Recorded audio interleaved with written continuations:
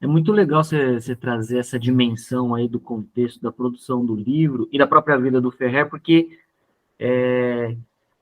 a gente não pode resumir o Ferrer à construção da escola, que é muito importante.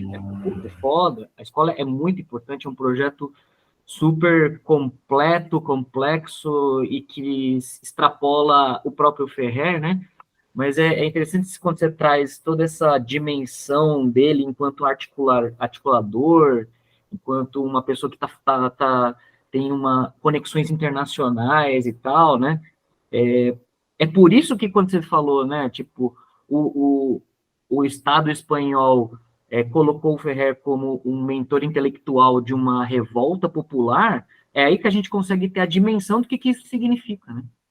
Porque, pô, o cara é um educador e que foi colocado como um mentor intelectual de uma revolta popular. Quando a gente fala desse jeito, a gente não consegue pensar como isso acontece, né? Como que isso aconteceu? E aí, essa sua fala, acho que é muito interessante por causa disso, assim, né? Da dimensão para a gente correta, assim. Por isso que é muito bom, assim.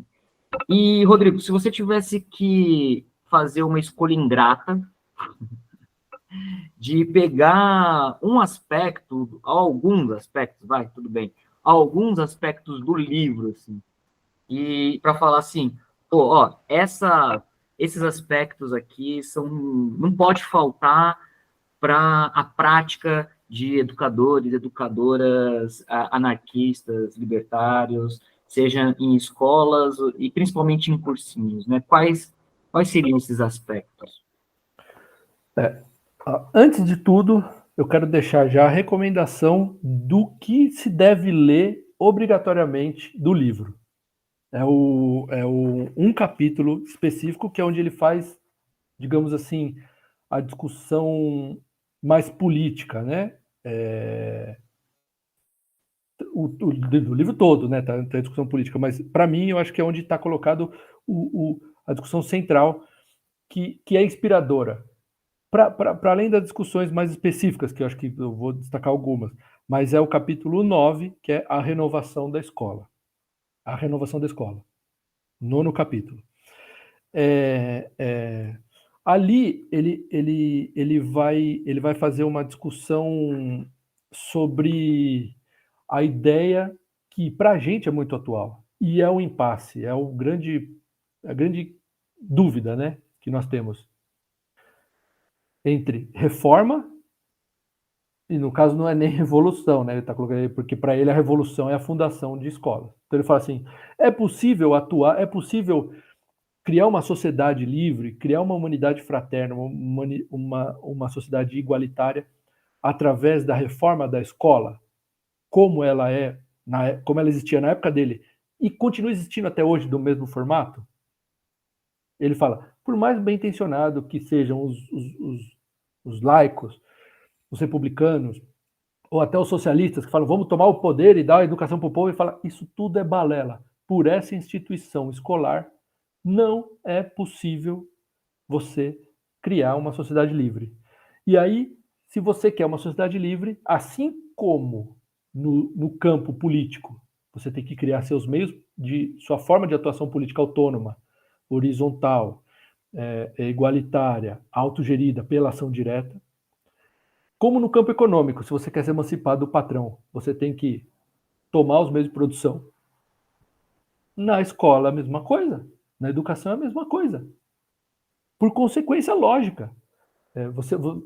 Você tem que. E aí, aqui está a defesa dele de que a renovação da escola se dá pela fundação de novas escolas, novos projetos educativos. Não digo nem escolas, ele trata de escolas, mas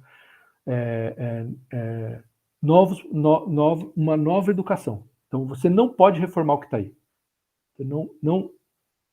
Isso não vai surtir o efeito necessário. Você vai se enganar. E ao adentrar na escola achando que você está fazendo um projeto revolucionário, você está reforçando a violência que a escola comete contra as gerações que estão chegando. E a escola é o agente de impedimento da revolta. Então, em certo aspecto, o Ferrer fala: Qual é o principal objetivo da escola moderna? Criar jovens, adultos, pessoas revoltadas, que se rebelem contra essa estrutura, se rebelem contra Deus, se rebelem contra a mistificação que existe, tanto religiosa como política, quanto econômica, de que é necessário ter um Estado, é necessário ter alguém que comande e que outros obedeçam. Então, toda a ideia por trás digamos assim, a percepção política está nesse capítulo, mas permeia todo o livro. Então, acho que o principal aspecto é esse. Primeiro ponto da atualidade, você pediu para destacar. Educação não é neutra. E ele está escrevendo isso muitos anos antes de qualquer pessoa na face da Terra que você imagine que já tenha escrito isso. Tudo bem, vai Bakunin, Paul Robin, mas educador, e aí hoje é muito fácil falar, a educação não é neutra. Bom, Ferrer escreveu isso 110, 115 anos antes, tá? E foi morto justamente por isso, né? Primeiro ponto. Então, a educação é uma percepção política. E aí vincula essa ideia de que a educação não é neutra com a ideia que eu falei da internacional, de que a educação é parte da reprodução do capitalismo, é parte da reprodução da desigualdade, parte da reprodução da hierarquia. O que você aprende na escola? Hierarquia, respeitar a ordem, enfim. Na escola tradicional, né? Na escola estatal ou religiosa. Então, acho que é o primeiro ponto. Outros pontos, acho que a destacar, também um pouco meio vinculado a isso que eu estou falando, é que o Ferrer, não vou dizer que ele antecipou muitas teorias, porque também se a gente falar que ele antecipou muitas teorias, parece que ele era um gênio e tal. Não, na verdade, ele dentro de um meio anarquista, dentro de uma perspectiva coletiva de reflexão revolucionária, pensou e aplicou várias questões que depois foram retomadas, resgatadas e ressignificadas e despolitizadas por outros educadores e políticos que vieram depois dele. Então não é que ele antecipou alguma coisa, porque os outros que estão atrasados, na verdade, né? O Paulo Freire que está atrasado, o Althusser está atrasado quando vai falar que a escola é o aparelho ideológico do Estado. O Ferrer falou isso aqui, no livro, está aqui, está escrito aqui. O Bourdieu está atrasado quando fala escola, reprodução, está aqui também. O Ferrer, quando fala que a educação racional tem que ser racionalista, tem que ser científica, mas ela não pode ser.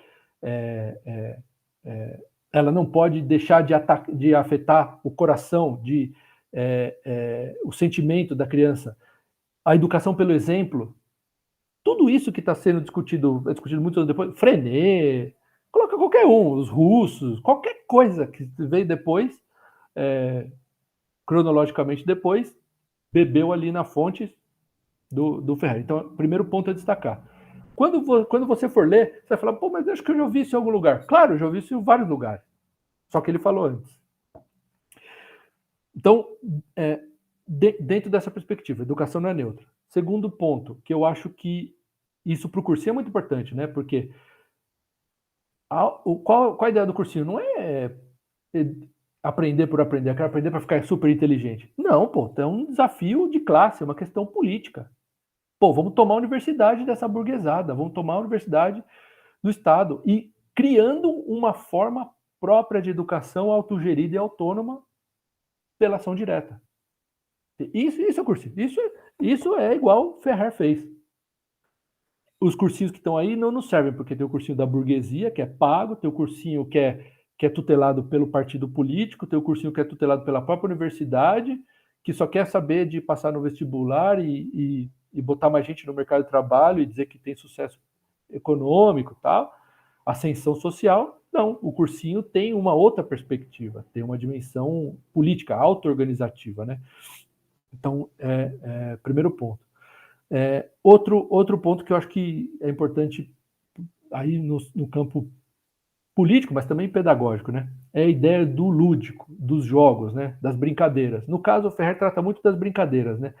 Porque ele está lidando com crianças. Falando, a criança, na brincadeira, ela vai, né? Isso também outros pedagogos já tinham escrito. vai imitando, de certa maneira, emulando, né, podemos chamar assim, o que os adultos fazem, ela vai se preparando, vai... Inclusive no campo da psicologia, ele vai criando significados para si mesmo sobre o papel social, sobre o que se deve fazer, né, o que se deve fazer, como se deve se comportar.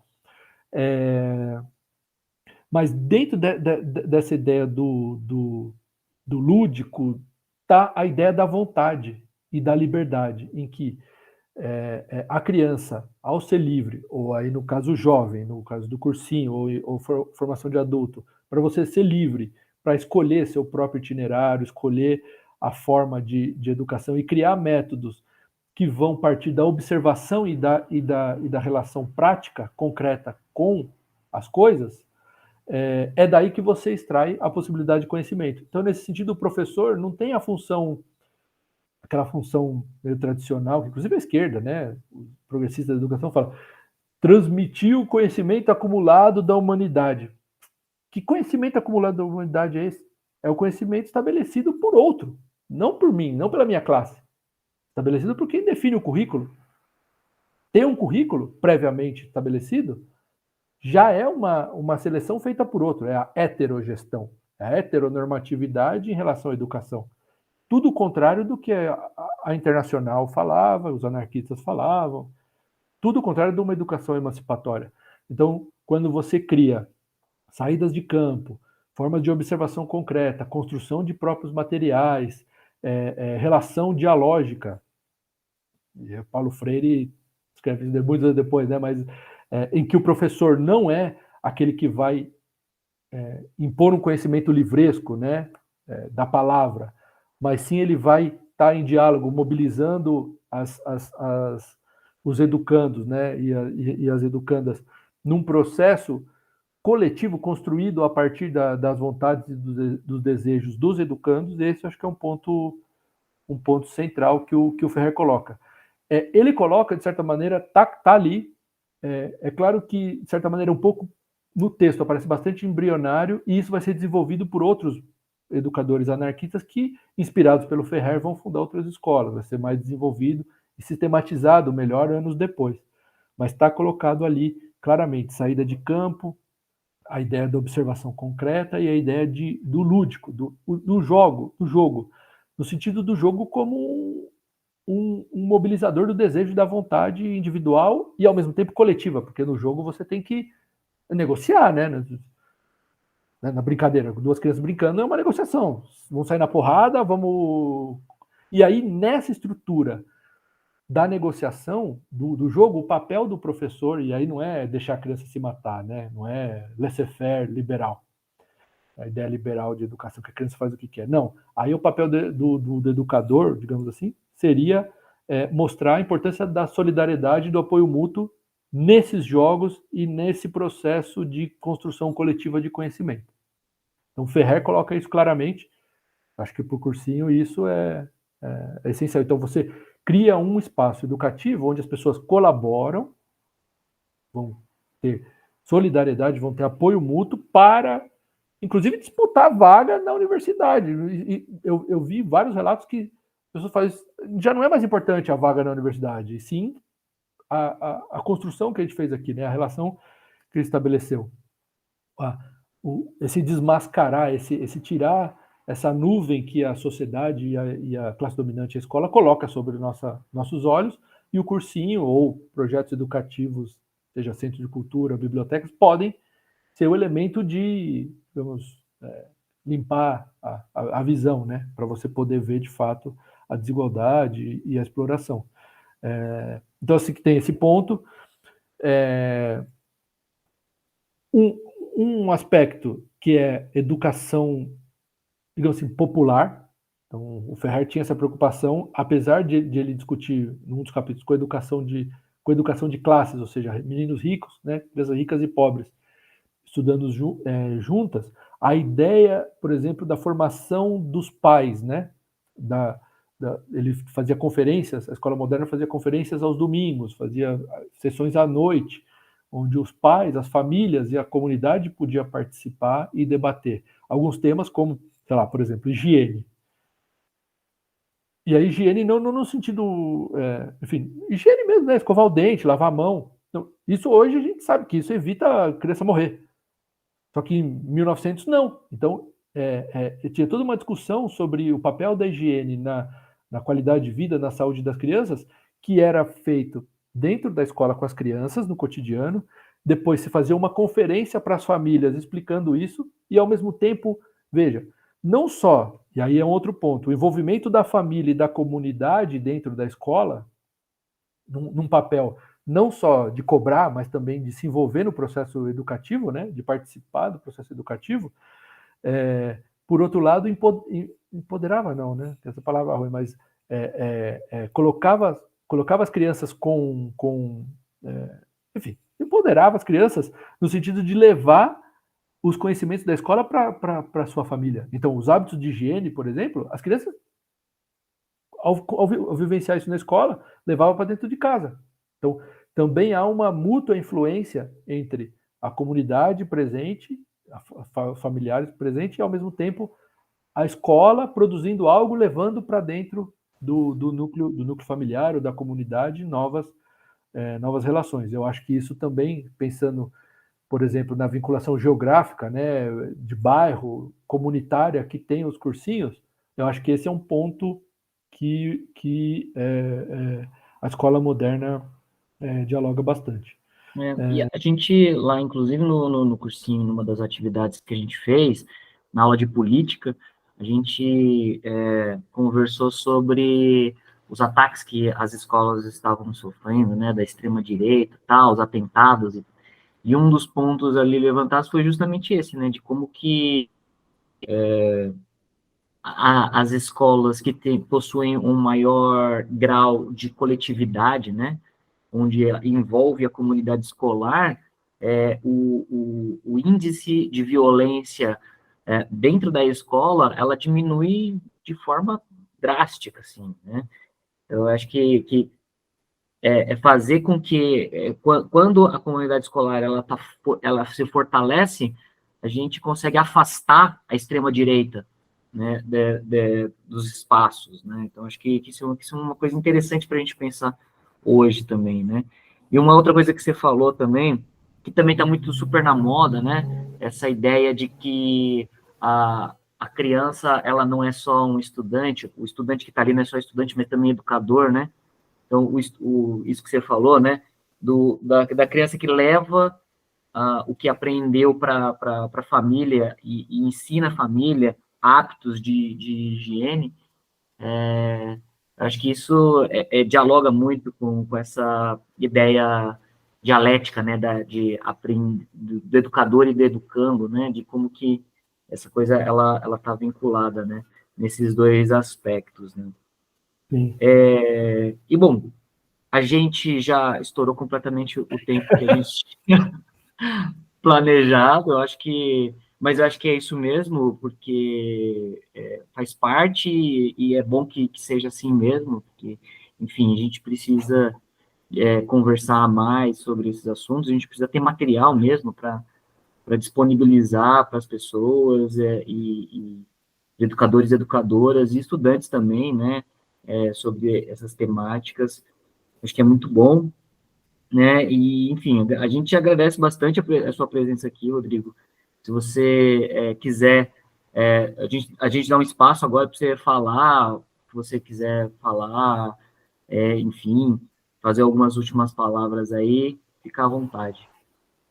Beleza, obrigado. Assim, tem muitos elementos ainda do Ferrer para a gente debater. Me coloco aqui à disposição também para outros momentos assim online, ou mesmo presencial podemos ir, né? Aliás, devo ainda uma visita ali no cursinho que eu nunca fui, porque não estou morando agora em São Paulo.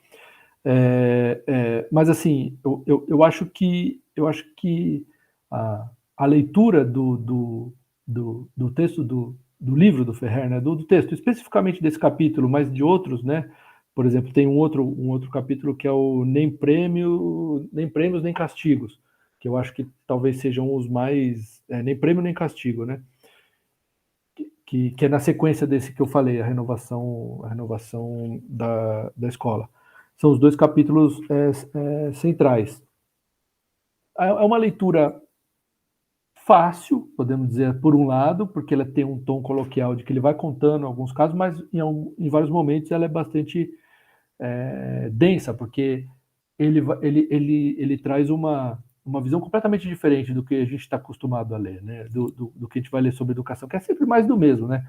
Aquela coisa da discussão da educação democrática, que né, não, isso, a gente tem que romper, para conseguir uma leitura do Freire, tem que romper esses paradigmas banais que se discute no campo da educação, né?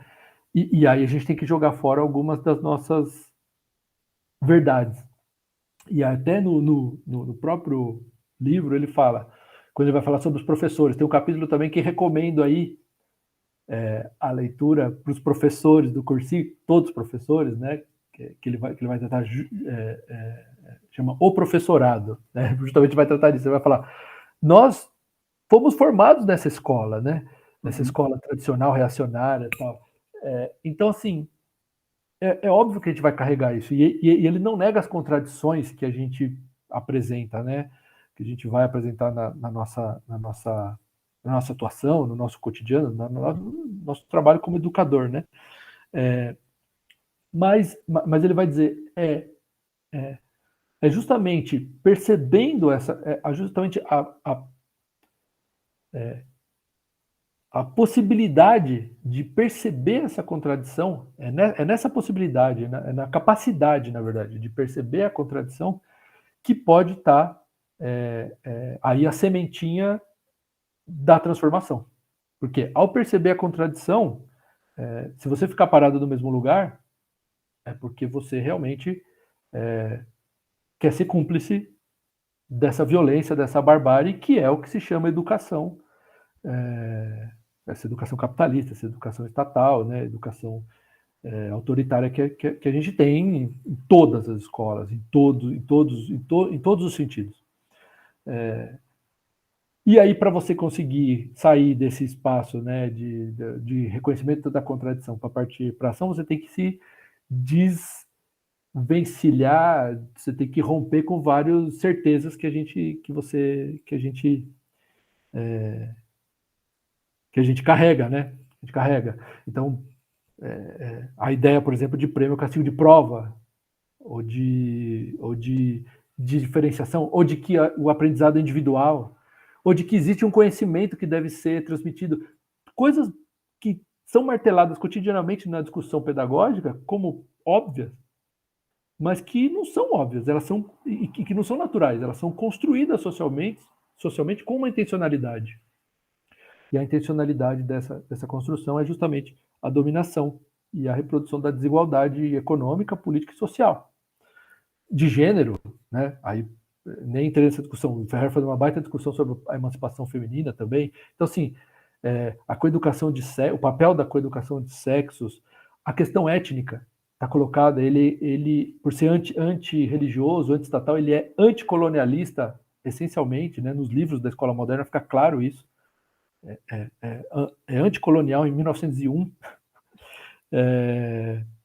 Antiestatista, anticapitalista, e ele vai criando, e ele não fica só no campo da retórica, ele vai criando formas de prática dessas ideias na escola, no cotidiano escolar.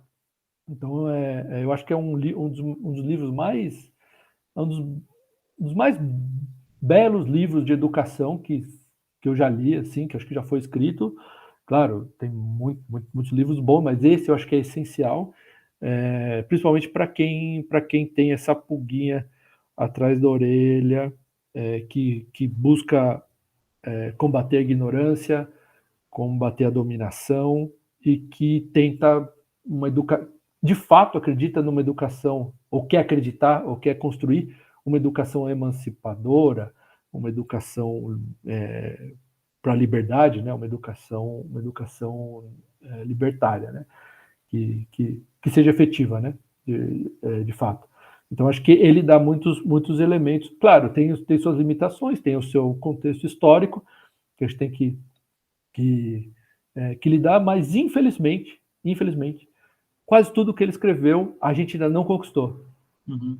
E quase tudo que ele escreveu, ainda da crítica que ele faz, ainda é muito atual, principalmente nesse contexto que você colocou de ascensão da extrema-direita, ascensão, volta das questões religiosas, muita tolerância no sentido da presença religiosa em vários ambientes políticos e educacionais. Então, infelizmente, continua sendo muito, muito atual. Eu recomendo fortemente a leitura e me coloco à disposição aí para outros momentos.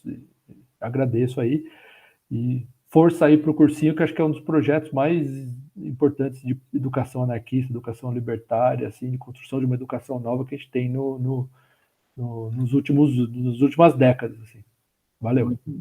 Muito bom, muito bom. E acho que ficou, evidente, né, como que a gente começou bem esse primeiro ciclo de formação aqui com o livro do Ferrer, né, que é isso. Fora o que tudo está aqui dentro, tem muito mais coisa ao entorno desse livro, né? Eu acho que dá para descobrir, né? E se a gente quiser o livro, como é que a gente faz, Rodrigo? Aí fala, bom, você pode procurar na internet, tem o PDF do Ateneu Diego Jimenez, que é um pessoal de Piracicaba que fez a edição e subiu online. Aí depois a Biblioteca Terra Livre revisou, né, fez uma apresentação, enfim, acrescentou alguns trechos que faltavam na tradução, enfim, fez uma edição mais completa, que é o livro físico mesmo aqui. Pode entrar em contato com a Biblioteca Terra Livre. Tem no Instagram, Biblioteca Terra Livre, Twitter, Facebook, e-mail, bibliotecaterralivre@gmail.com. Também dá para comprar, e se você colocar uma busca livraria Terra Livre, também tem alguns sites, já o link para compra direta, aí a biblioteca manda pelo correio, ou fala com a gente, né? Com o pessoal, eventualmente a gente consegue entregar pessoalmente, enfim. Enfim, acho que é isso. E tem textos, né? Também tem muitos textos, muitas discussões em torno disso. Você pode procurar na internet vídeos. A biblioteca organizou diferentes eventos, né? Eventos tanto acadêmicos como cineclubes, debates, conferências sobre o Ferrer e sobre educação anarquista no sentido mais amplo. Então também dá para procurar ou podcast também da biblioteca. O Antinomia tem alguns capítulos, alguns episódios, né, que falam sobre educação, inclusive reforma do ensino médio, tem várias discussões mais atuais, né?